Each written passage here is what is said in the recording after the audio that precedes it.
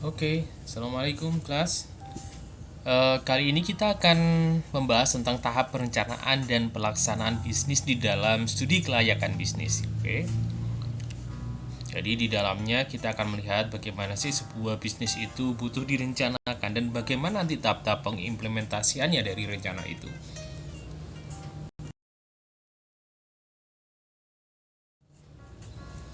Kalau kita lihat di sini bahwa perencanaan bisnis itu merupakan dokumen tertulis ya. Jadi dia adalah dokumen tertulis. Jadi mesti tertulis memang sehingga dokumen ini bisa menjelaskan rencana-rencana dari perusahaan. Jadi dia menjelaskan rencana dari perusahaan untuk memanfaatkan peluang-peluang usahanya atau business opportunities ya.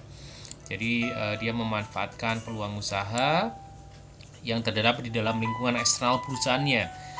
Selain itu juga menjelaskan kira-kira apa sih keunggulan bersaingnya atau competitive advantage dari bisnisnya itu. Artinya value proposition apa atau nilai tambah apa, nilai keunggulan apa yang bisa ditawarkan kepada pasar. Serta kemudian bisa menjelaskan berbagai langkah yang harus dilakukan untuk menjadikan sebuah peluang usaha tersebut itu menjadi satu bentuk usaha yang real. Jadi memang ini bisa membuat dari peluang usaha menjadi bentuk usaha yang real. Kemudian menurut Peggy di dalam bukunya Sebuah bahwa perencanaan bisnis adalah suatu cetak biru tertulis. Jadi sekali lagi ini adalah cetak biru sehingga mesti harus tertulis gitu ya. Yang berisikan tentang misi usaha, kemudian usulan usahanya, jadi misi usaha, kemudian usulan usahanya apa saja, kemudian operasional usahanya nanti yang dilakukan apa saja di sana, kemudian ada perincian finansial, kebutuhan finansialnya apa saja, dapatnya dari mana, nanti digunakan untuk apa. Kemudian ada juga isinya adalah strategi usaha, jadi artinya untuk mencapai profitnya butuh strategi, untuk mengembangkan perusahaannya butuh strategi. Nah, strategi apa yang akan dilakukan itu ada di dalam sana. Kemudian juga peluang pasar yang akan diambil apa di situ, serta kemampuan atau keterampilan pengelolaannya. Jadi manajerialnya seperti apa? Ini yang ada di dalam perencanaan bisnis nanti. Nah, alasan penting mengapa orang harus menyusun perencanaan usaha yang pasti yang pertama adalah untuk menunjukkan bahwa bisnis ini layak, layak dan menguntungkan. Ini yang penting yang utama sebenarnya. Memang bisnis dilakukan memang untuk mencari keuntungan dan mestinya layak untuk bisa mendapatkan keuntungan dan memberikan kesejahteraan pada pemiliknya. Kemudian yang kedua alasannya kenapa sih kita harus menyusun perencanaan usaha itu untuk mendapatkan pembiayaan dari lembaga keuangan. Biasanya memang kalau kita cari pinjaman pembiayaan itu kan dari lembaga keuangan butuh prospektus ya, butuh profil, terus kemudian butuh nanti kalau kita mengajukan nanti uangnya digunakan untuk apa, worth it enggak, nanti ada enggak bisa bisa melakukan pengembalian pinjamannya enggak gitu. Sehingga butuh perencanaan usaha yang baik. Kemudian alasan yang ketiga adalah mendapatkan suntikan dana investasi.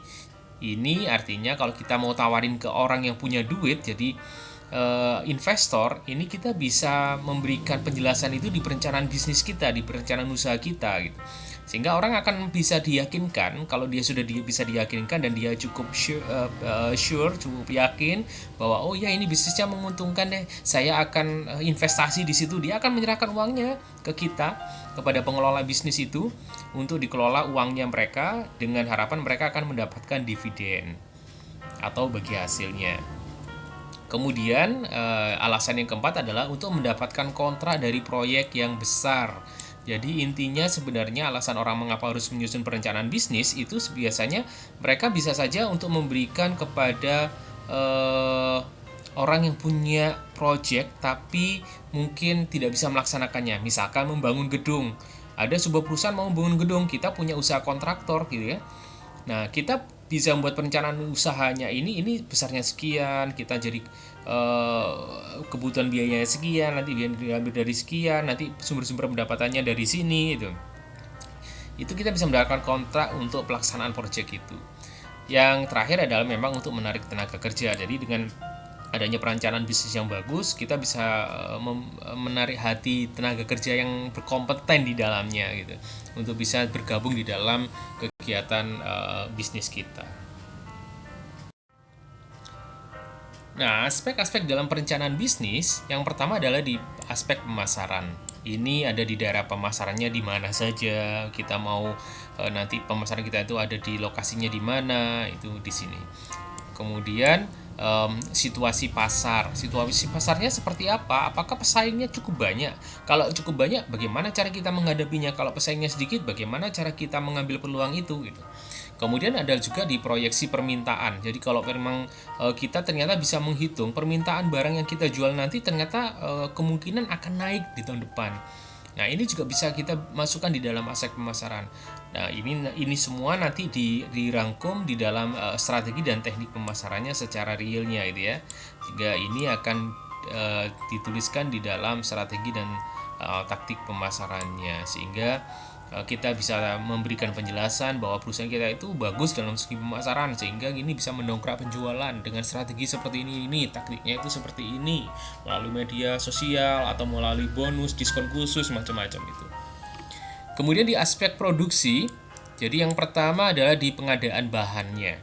Ini mesti kita cari bahan yang memang yang paling murah dan paling bagus gitu ya. Yang bagus dan murah itu untuk bahan kita, sehingga nanti efeknya adalah di produk kita punya kualitas yang baik. Kemudian kebutuhan sumber daya produksi, kita mesti bisa mencari tempat alokasi yang memang mendekatkan kita ke sumber daya produksinya. Bahan bakunya ada, kemudian tempatnya mendukung, sumber daya manusianya ada, itu. Kemudian proses produksinya ini juga mesti menjadi pertimbangan dalam perencanaan bisnis. Apakah higienis kalau dia memang di makanan dan minuman, apakah proses produksinya aman kalau dia di bidang konstruksi, apakah produksinya sesuai dengan standar prosesnya gitu kalau di manufacturing gitu. Kemudian perkiraan jumlah produksinya berapa? Ini juga kita butuh ini perkiraan jumlah produksi ini untuk nanti kita korelasikan dengan aspek finansialnya. Kira-kira nanti berarti kalau kita punya produksi sekian, mesti harus dipasarkan sekian, dan mesti harus lakunya sekian, nanti hasilnya menghasilkan sekian gitu. Ini nanti kaitannya dengan penganggaran produksi, kaitannya di sana, sehingga kita bisa mengestimasi dalam 1 tahun pembukuan ke depan kita butuh produksinya berapa setiap bulannya atau setiap triwulan itu.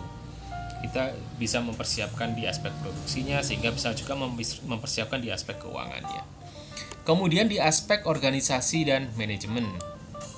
Nah, ini juga penting. Di sini ada proses organisasinya seperti apa, strukturnya sebagaimana, kemudian di manajemennya pengelolaannya seperti apa, manajemen keuangannya bagus enggak gitu kan. Penganggaran dan pengarahan organisasi dan manajemen ini juga kaitannya dengan dua hal ini. Kalau kita sudah tentukan bagaimana organisasinya, bagaimana pengelolaan manajemennya, nah ini nanti dianggarkan, sehingga dianggarkan secara finansialnya butuhnya berapa gitu.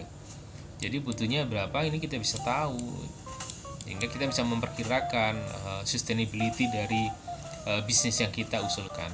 Kemudian aspek pengendalian dampak lingkungan. Nah, ini juga menjadi penting sekarang. Jadi awareness atau kesadaran dari perusahaan ini menjadi pertimbangan juga terhadap nilai perusahaan.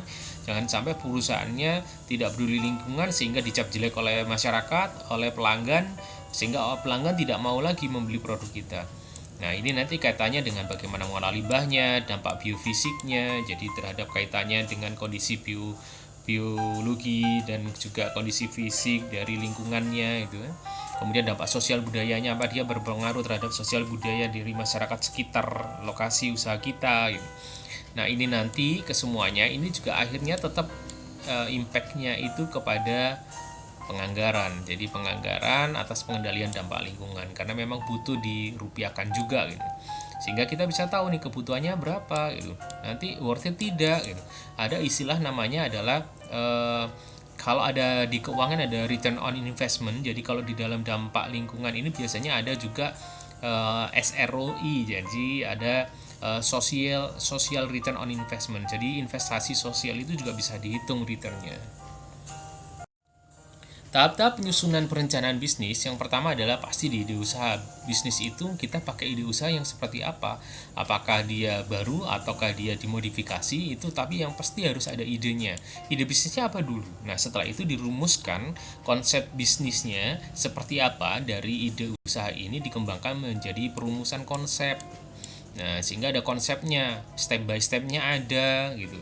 Nah, setelah ada step by stepnya ada, konsep keseluruhannya ada, barulah dilihat studi kelayakannya. Apakah visible atau tidak bisnis yang kita rumuskan tadi? Bisa memberikan manfaat tidak secara ekonomi kepada pemiliknya, kepada lingkungannya, kepada stakeholder semuanya itu. Kemudian setelah ini dinyatakan layak, dinyatakan visible. Nah, kemudian penyusunan rencana bisnisnya, dilakukan penyusunan rencana bisnis. Setelah semuanya ada datanya, konsepnya ada, kemudian dilihat visibility-nya, nah barulah disusun perencanaan bisnisnya. Nanti maunya seperti apa perencanaan bisnisnya, kita bisa pakai ini. Nah, kemudian ada lagi setelah itu adalah implementasi bisnis. Jadi dari rencana-rencana itu ini butuh direalisasikan dengan segera, sehingga ini butuh implementasi bisnis sehingga bisa terwujud bisnisnya. Kesalahan dalam perencanaan bisnis biasanya adalah menunda pembuatan rencana bisnis. Nah, kalau ditunda-tunda rencana bisnisnya, maka tidak akan jalan-jalan. Atau mungkin kalaupun langsung jalan tanpa ada perencanaan, biasanya juga amburadul nanti jadinya. Nah, kalau menunda, ditunda-tunda, maka nanti khawatirnya rencana bisnis itu bisa diambil orang. Maka jangan sampai menunda pembuatan rencana bisnis. Kemudian adalah hal-hal non formil di dalam arus kasnya. Ini juga menjadi penting, bahwa arus kas itu pasti membuat bisnis kita tumbuh. Nah, hal-hal yang non formal di dalam pembuatan dalam alur kas ini juga mesti menjadi perhatian kita, sehingga arus kas kita itu tidak ada masalah di dalamnya.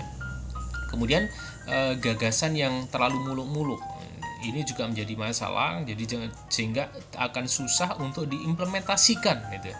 Misalkan kita buat wisata ke bulan, ya kan agak susah ini muluk-muluk. Kalaupun ada, nanti biayanya berapa, yang jadi pasar berapa, apakah balik modal nanti dalam waktu dekat. Nah, ini menjadi susah untuk bisa dilakukan.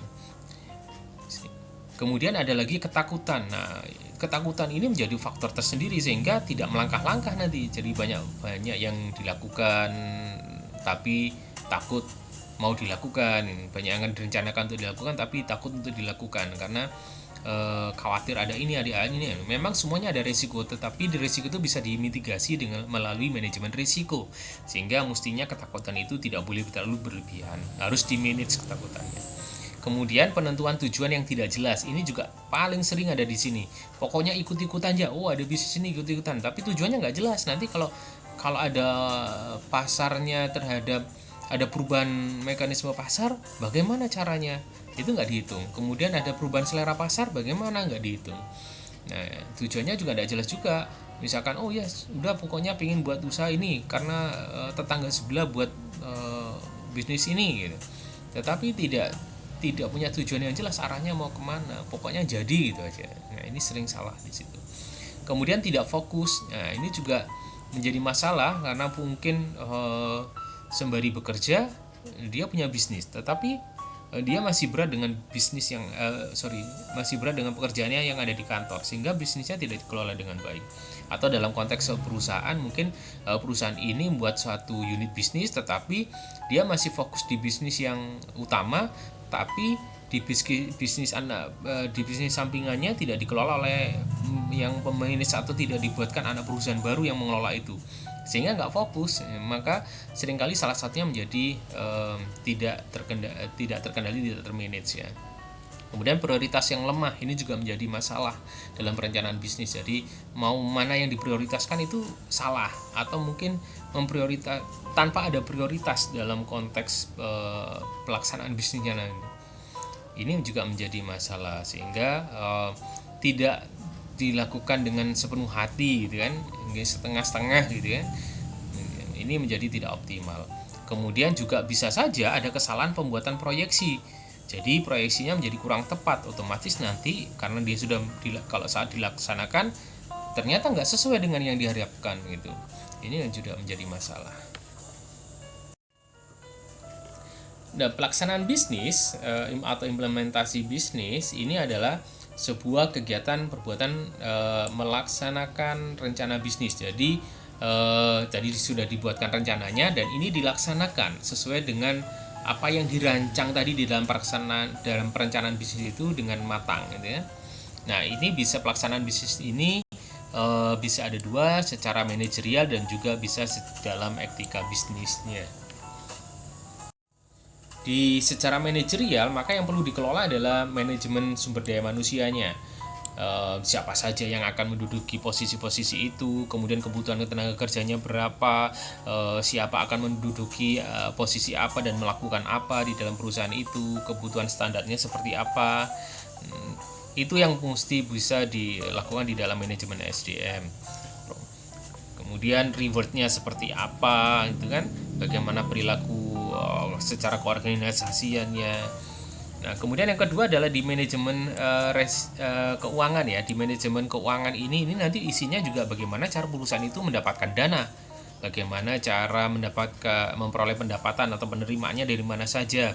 Kemudian bagaimana menghitung investasinya worth it atau tidak, bagaimana mengelola biayanya, itu ada di sini semua. Kemudian ada lagi di manajemen operasi. Jadi di sini akan melihat bagaimana sih cara kita mengelola secara operasional perusahaannya dari A to Z gitu ya.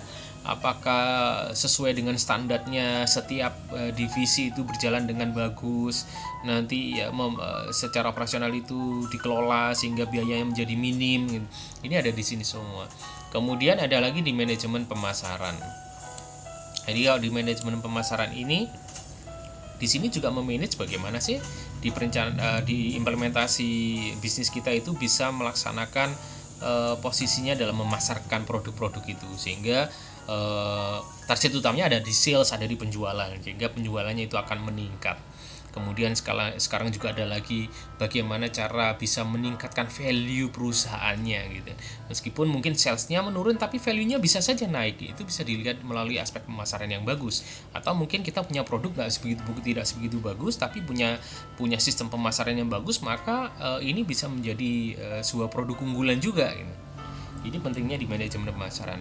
Kemudian sekarang ada lagi tambahan di manajemen informasi. Informasi sekarang menjadi sangat penting untuk bisa dikelola karena ini berkaitan dengan tidak hanya di produk tapi juga di posisi perusahaan kita.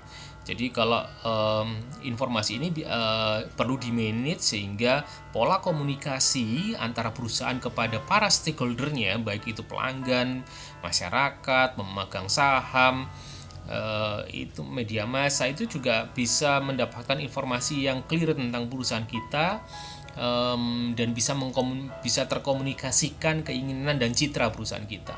Ini bisa mendongkrak citra perusahaan dan juga meningkatkan sales, juga bisa meningkatkan valuasi perusahaan kita. Kemudian di manajemen strategi ini juga menjadi sangat penting dan vital, memang karena adanya strategi kita bisa menyusun konsep bagaimana sih cara membesarkan value atau nilai perusahaan kita. Ini di dalam ini bisa dikelola dalam strateginya, bagaimana produk kita bisa tersampaikan dengan baik, bagaimana kita bisa mengalahkan kompetitor kita, bagaimana kita bisa memanage operasional kita. Itu ada di manajemen strategi ini. Kemudian ada lagi di manajemen resiko. Ini adalah secara manajerial yang bisa dilakukan di dalam pelaksanaan bisnis. Bagaimana kita bisa memanage setiap resiko yang muncul, karena segala sesuatu investasi bisnis itu pasti akan memunculkan risiko di sana. Jadi semua risiko itu akan muncul, cuman kita bisa memanage resiko itu menjadi seminim mungkin. Karena resiko itu pasti ada, tapi kita bisa memanagenya. Ini yang ada di dalam manajemen risiko. Berikutnya adalah di etika bisnis. Nah, ini yang memang terakhir bisa saya sampaikan bahwa etika bisnis ini sekarang ini menjadi hal yang penting, karena di dalam etika ini korelasinya tidak hanya di perusahaan kita sendiri tapi kepada stakeholder yang lain, kemudian terhadap lingkungan kita. Ini menjadi sebuah etika yang harus dijunjung tinggi oleh perusahaan. Ini juga menjadi ruh dalam pelaksanaan bisnis kita gitu. Nah, tanggung jawab ini dari perusahaan biasanya dia dulu kalau kita lihat corporate responsibility ini bisa terhadap lingkungan di sekitarnya, seperti pengolahan limbah, kemudian misalkan kita menjaga konservasi itu ada di lingkungan ini. Lingkungan tidak hanya alam tapi juga bisa lingkungan sosial. Nah, lingkungan sosial ini nanti kaitannya dengan masyarakat yang ada di sekitarnya itu kan. Bisa saja dia berkaitan dengan masyarakat. Nah, kemudian ada lagi tanggung jawab terhadap karyawan. Bagaimana kita menghargai atau mengapresiasi kinerja karyawan itu dengan baik gitu, sehingga bisa karyawan itu betah, produktivitasnya meningkat gitu kan. Nah, lain adalah di tanggung jawab terhadap pelanggan. Bagaimana kita mempunyai tanggung jawab terhadap pelanggan kita. Kalau ada komplain kita handling komplainnya, kemudian kita melayani dengan baik terhadap pelanggan kita. Produk yang kita hasilkan itu bagus sehingga tidak ada masalah atau keluhan dari konsumen kita, dari pelanggan kita. Ini penting untuk bisa dijaga etika bisnisnya. Kemudian tanggung jawab terhadap investor ini penting. Ini artinya bahwa kalau kita dipasrahin uangnya investor, maka kita mesti bertanggung jawab terhadap investor itu dalam bentuk pengelolaan yang baik, sehingga investor nanti bisa mendapatkan dividen dari manfaat dari atau bagi hasil dari investasi yang mereka lakukan. Dari masyarakat juga gitu sama. Jadi karena kita berada di dalam satu lingkungan, maka kita harus bisa menjadi satu, bahwa kita harus merasa bahwa kita juga merasa menjadi bagian dari masyarakat itu, sehingga tanggung jawab terhadap masyarakat ini menjadi penting. Misalkan kita bisa melakukan pendampingan community organizing atau mungkin community development atau pengembangan komunitas itu, sehingga masyarakat punya capacity building, ada peningkatan kapasitas nanti kalau kita dampingi juga. Nah, kalau lingkungan kita bagus, maka respon terhadap perusahaan pasti akan bagus, dan mereka akan juga merasa bahwa kita adalah bagian dari masyarakat, dan mereka akan menjaga eksistensi perusahaan kita atau usaha atau bisnis kita. Nah, kemudian tanggung jawab terhadap negara. Ini yang terakhir, ini negara ini biasanya kita kaitannya dengan pajak. Nah, kalau kita sudah bisa mendapatkan manfaat dari bisnis kita mesti sadar bahwa kita juga harus membayar pajak, taat pajak, bahwa ada besarnya seberapa itu memang tergantung dari bisnis kita. Tetapi memang ini tetap menjadi penting bahwa kita mesti bisa membayar pajak kepada negara sebagai warga negara yang baik. Ini yang bisa saya sampaikan di pertemuan ini, dan terima kasih sudah menonton presentasi ini, dan semoga bermanfaat. Wassalamualaikum warahmatullahi wabarakatuh.